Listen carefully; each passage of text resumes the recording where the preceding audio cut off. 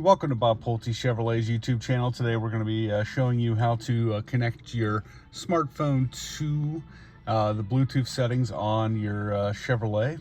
And it's going to be using a 2025 Trax to start with. You're going to want to have your phone. I happen to be using an Android. You're going to want to go into your settings section, go into connections, go into Bluetooth.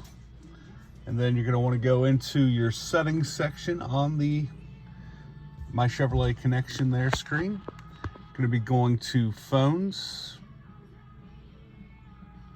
There we go. And you're going to add new phone. Open your Bluetooth settings. Go into select My Chevrolet. Select My Chevrolet there. We're connecting.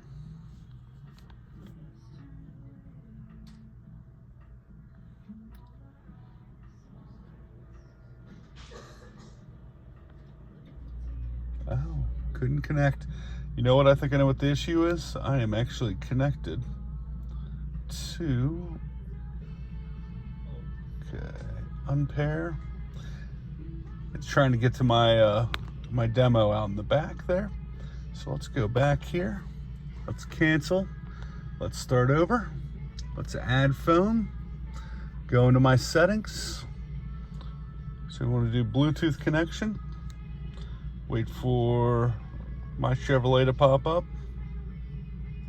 We're pairing the vehicle. It's going to give you the code 113668, as you can see. Hit pair.